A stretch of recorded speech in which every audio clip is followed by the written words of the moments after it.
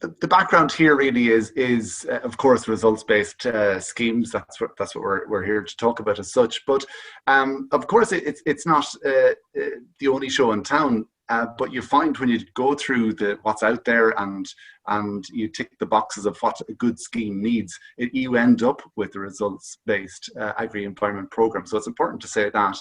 And on this evening, most of our presentation relates to the Pearl Mussel Project, which is the European Innovation Partnership program that was funded by the EU, and some of my colleagues, Mary and Stephen and Patrick Crushel are joining us as well.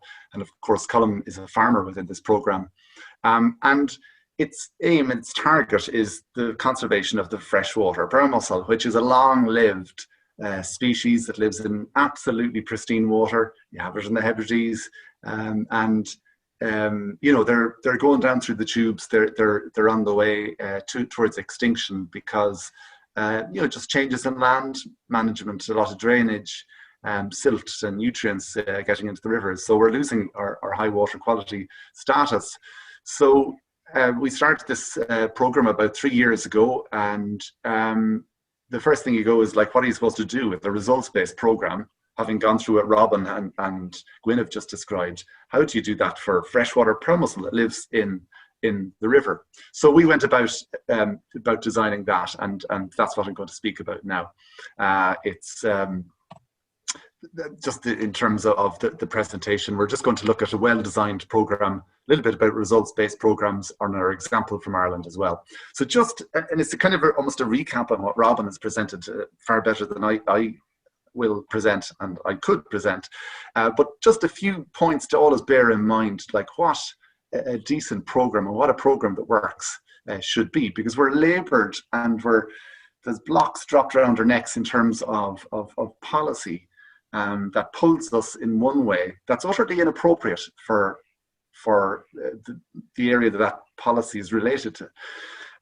So you know, the local adaptation, the practical and results focused makes sense. It's kind of basic economics in some ways of relating the payment to the quality on the ground. Developing it with those farming in this area, essentially what Robin and Gwyn and crew are doing as to the peculiarities of the various different areas and working on it. And I know like the Gwyn stuff that Gwyn is talking about in terms of payments and so on, it's complicated, but that's something that thankfully Gwyn and Robin are very good at dealing with, and a lot of the rest of us don't have to deal with that kind of complexity. But ultimately, that all has the conditions, the local conditions in mind, and that's really important. Being fairly funded, it must be fairly funded. That goes without saying, and integrating with ideally with the local advisory system. Another thing with Gwyn was just talking about you know, the various different actors, and since there's no penalties and so on, but if everything within a certain area relates to the result on the ground, you can tie in lots and lots. The value added aspect of a score out of 10 or a score out of 100 for a certain holding or a certain land area or whatever else as well, has the benefits of potentially adding you know, added value to food that comes from that, where you can you know, you can assure that you're at a high ecological score, whatever it is. It's an auditor's dream in an awful lot of ways, although some might disagree with me. It needs to be flexible. Your program needs to be flexible and allow adaptive management, because we all do things differently. We have different ways of opening the door, let alone managing a farm. And what will suit one guy or girl won't suit another. And that's really important to bear that in mind. The local trust and capacity, the ability to deliver that, you know, proper training is obviously very important as well. And the facilitation of improvement is something that's underestimated. Like, why on earth, if I'm selling a Ferrari and Gwyn is selling his 1987 Fiat 127, why would we get the same money for that? They're two completely different cars and so on. There's no incentive for Gwyn to kind of try and improve his car to get a better payment for that. With any product, with any in most economic scenarios, you can develop your business, and it's worth more. You can, produce better beef, better cattle, better stock, better food produce or whatever. And the better it is, the better the payment, the better it does in the market. And why on earth wouldn't it be the same if you're delivering, excellent quality maca or blanket bog or heath or whatever. And then finally, just accounting for factors outside of the farmer's control is something that we see as being very important as well. Things that relating your payment perhaps to the river water quality may not be fair. It might be outside of the farmer's control, and that makes life quite difficult if that's the case. We've been through this already. This is your classic results-based payment approach. The higher the score, the higher the payment. It's fairly straightforward. In Ireland, we look at a score out of 10. So a plot is typically an in-by field, or it is an area of a particular type of habitat, where it's unenclosed. So all of this essentially creates a market, and that's exactly what it is being done here by the guys, is that there's suddenly a market for their habitats or your waders or whatever. But that acts as a very good surrogate for the other services that are being provided, your carbon, your water quality, and so on, because you can be guaranteed that if you've got excellent water quality in your rivers or whatever, you look around and you can be almost assured that the habitats will be of a very high quality as well. So it's not just the biodiversity that's been delivered. That's just that's very good in itself, of course, but that's a very good indicator as to all of the other services that are being provided. If you're bringing an animal to the market, you get a better price for that animal than you would if you get a poor animal to the market. And it's the exact same idea with your ecosystem services, the quality of your biodiversity, your water, your carbon, or whatever. And in the same way, if you're looking to improve the quality of your animal, if you've got a sick animal, you'll bring the vet out. You'll invest in making it better, mineral supplements or whatever it might need, medicines, and ultimately getting a better price in the market. And in the same way, if your habitats aren't delivering or they're on a lower score, there's the headroom to improve that, to bring in more money essentially, and to get the best from your land. So it really taps into another market. It diversifies your farm enterprise, and that's something that's very important. Where there's a lot of uncertainty. But I guarantee you, every day you turn on the news, you'll hear about climate change, or you'll hear about whatever. And this is a very clever way of ensuring that farmers, all farmers listening, for example, are being rewarded for what they are producing. So the example that we're looking at here is of the Pearl Mussel Project. There's 450 farmers, over 450 farmers, covering an area of 35,000 hectares. It's about 70 or 80,000 acres. And it's in the top eight quality freshwater Pearl Mussel catchments, the best 8 catchments in Ireland. So Donegal and up in the northwest, down through counties Mayo and Galway, and then down in the southwest, counties Kerry and Cork. So we're here. I'm sitting in my office in Mayo, and Colm is not too far away from me. He's in the Bundar catchment, which is on this map here. And so here you've got typically wet catchments. I think you're probably familiar with those, but it's a mix of grasslands and bogs, and up into high mountains as well. So it's a results-based scheme, and we don't pay on freshwater Pearl Mussel, even though that the clue is in the name, as to say.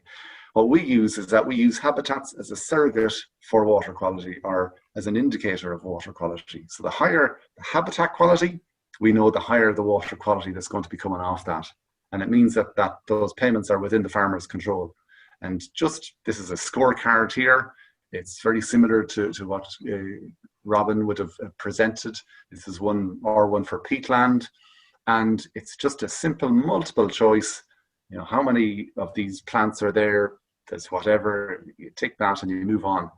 And this card becomes the key communication tool as well, because, okay, it's used by advisors and it's used by whatever, but it's designed that, you know, a 12-year-old with a bit of training can use it. And that's really important there, because as a farmer, you walk down your road and you look over the ditch and you'll know what kind of grazing is in that field there, and you'll know how many bales you'll get off it or whatever on earth they're using it for. You'll be able to calculate that in your head very well.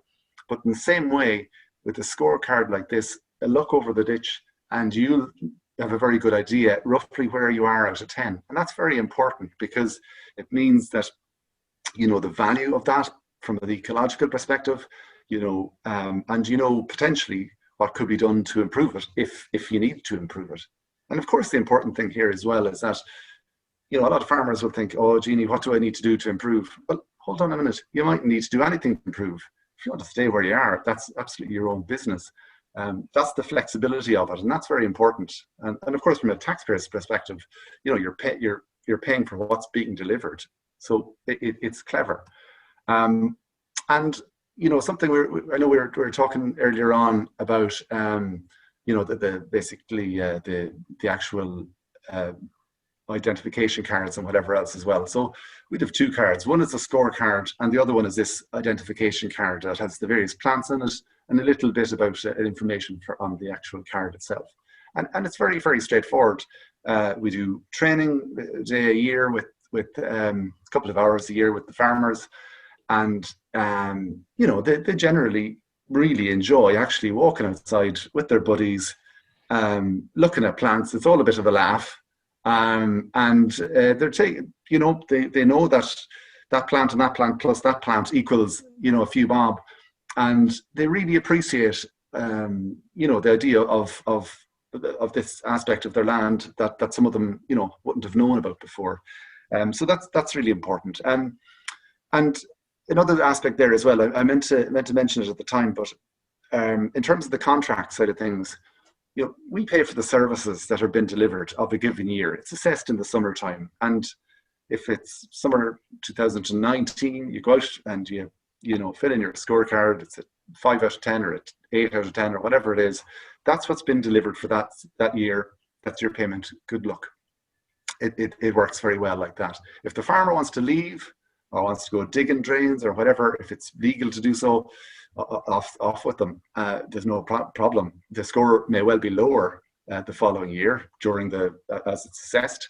It may be the same if they haven't, you know, if all things being equal, or if there was if they had put in some actions or amended grazing or adapted slightly, it could increase. And in fact, you know, we've had over the period between our first year, which was 2019 and 2020, you know, a huge proportion of the lands actually improved in score, because farmers know that they know essentially that the score relates to structure or whatever it might be, and they know just slight adaptations of management will result in higher scores. So, okay, just very briefly, in just how it looks on the ground, you know, you're from the left, your very low score of a lot of bare peat. We don't pay for that. We don't pay for a score between 0 and 3. 4 to 6, your moderate quality, and the highest payment, the highest score is 8 plus. But this is quite important, because a lot of lads will say, like, what do I need to do here to get my payment? And the thing is, your results payment, you don't need to do anything. It's what your land is delivering, and that's the key thing about it. And that's your results-based payment. Now, as Gwyn was talking about his you know, capital works payments and so on, here we call them these supporting actions, but it's a small little green round thing. I think of it as a little tablet, and if you want to improve, you know, you can take the tablet, but you don't take it every year. You don't get addicted to it and so on. So it's just a support to improve your results-based payment. The key payment stream is your results-based payment. So I'm going to leave it at that, and I'm going to hand you over to Colm. But just this is actually the top of Colm's hill. I let him say this himself, but Colm is one of our farmers from the Bundoora catchment that you can see here in the photo, and it's facing north up to Clare Island in the distance. But these lands, and it's something that we've done a lot of research in terms of carbon, in terms of biodiversity, and in terms of water quality, and we can see what these lands are what they're delivering, and we know that your 7, 8, 9, 10 out of 10 deliver that in biodiversity, to deliver that in carbon, and to deliver that in water quality, along with a lot of other things as well. So as I say, it's a Pearl Mussel project, but it's actually just using the exact same kind of approach as say Robin and Gwyn will be using on the Hebrides there. That's it from me. I'm going to pass you over to Colm, and he'll say things a lot better than me. Colm, you give us the nod when you want me to change slides. I will, Derek. I will. Mighty. Lovely. So how you doing, guys? My name is Colm Gavin, and probably change the slide there, Derek, I'd say. Yeah, so I'm Colm Gavin, and that's Cooley there, and we're farming in the Bundoora catchment. I've been farming here since 2015, after I spent a few years abroad and was working around the place, and in 2015 I took over that farm there. I'm the 8th generation on that farm, so I've got a good tradition on farming in this area, so we've a lot of knowledge gone down through the years. We're farming 110 hectares of a mixture of upland and bogland, with the highest point in the upland of 700 metres, and there's 2 kilometres then from the top of that to the river. So it's quite a steep area. We'd farm Mayo blackface on a mixture of private and commonage land. Most of you know what commonage is. I suppose one of the unusual parts of our commonage is there's four shareholders, and they all farm it in certain areas. Not all the shareholders would farm their commonage. We'd sell our stock then to store farmers, and we'd keep the replacement ewes as replacements for the following year. We would always, down through the years, the environmental monitoring would have always been it would have always happened. We would always, I suppose an example would have been watching the salmon in the river every year. You're always looking for a fresh one to come up. So that was always something we kept an eye on. And that's probably it. So the next one there, Derek, please.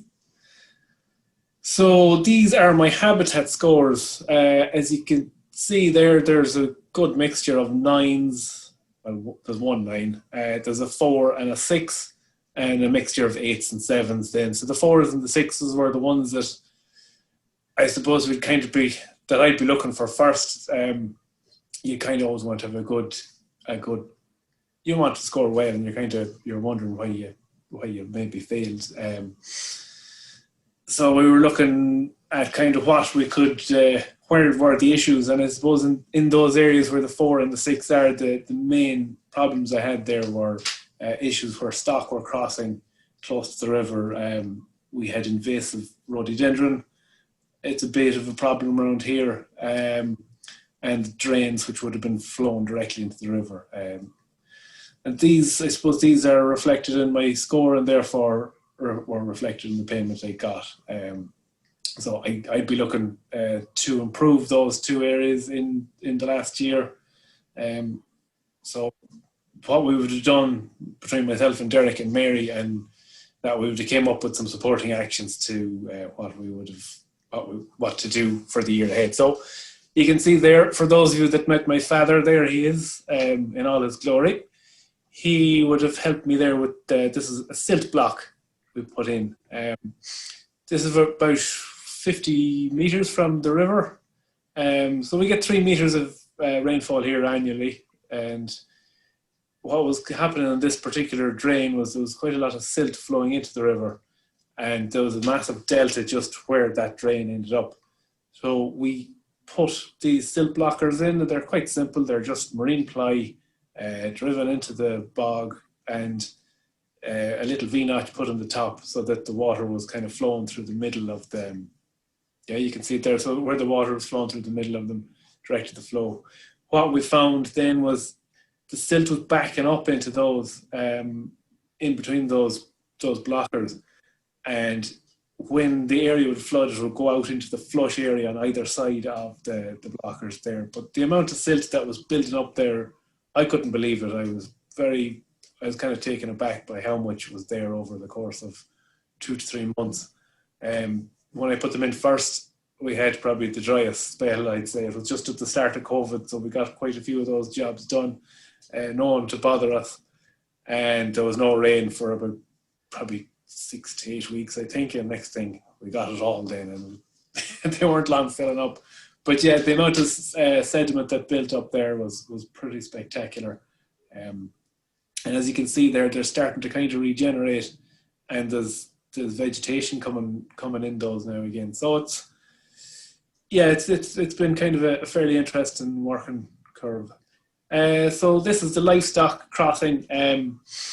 So you can see up on the picture on the right hand side there, that's the river there right beside it. And you can see where the livestock they'd have been poached in that area and crossing, and it was just a bit of a mess. So we had a few bits laying around, and we put a bridge, I suppose, there. That area also floods on a high when we get a lot of rain. So it would have, like, it still floods, but it's not going to cause that much of an issue. And the stock are using it, so we've found that to be probably, I suppose, the highlight of the whole thing.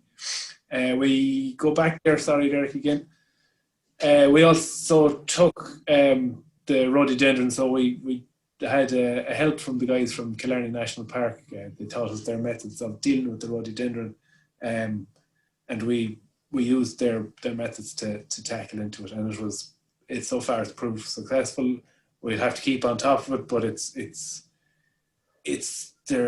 they've just kind of, there's quite a lot of them in the area due to the acid soil, and they're kind of, if they're not looked after now, they will take over large sections of the land around us. So the next one there, Derek, please. So my own thoughts on the results-based approach. So overall, positive, yeah, definitely. Down through the years, we've been dealing with quite a few blunt instruments when it comes to environmental schemes. And, you know, they've had their merits, but I suppose they were kind of dealing with very broad topics and kind of nearly trying too much to achieve what maybe they needed to achieve. And I feel with these results-based schemes, the farmer is in on the ground floor, so he's a lot more say on the actions that are taken on his own farm, which is, he has control, and he feels that he's got control, and I think that's very important. A good open-minded team is very important. Both sides, both the farmer and the guys like us with the Pearl Mussel guys, who are able to kind of adapt to kind of any problems that arise. You're probably not trying to reinvent the wheel, but sometimes things that you haven't noticed, somebody else will see. So don't be afraid to take on information from both sides, really. Initially, your score that you get from the scorecards is based on what has been done on the farm historically. Now, this can be both positive and negative. You may not have to do a hand's turn. You can just sit back and everything's happening lovely, but you could kind of come into a situation where the farm is a bit of a mess and you have a lot to do. So that would be probably, it could be a negative, and it's kind of out of your control. But in general, I found them quite good. I suppose with the scorecards as well, and the results-based payments, or the results-based schemes, you are provided a path, like a fairly clear path as to how to improve your farm and what actions you can take over the next few years. So yeah, overall a pretty good thing, and that pretty much is that. Back to you, Derek. Yeah, thanks, Colm. I think that's it from the lads from Mayo.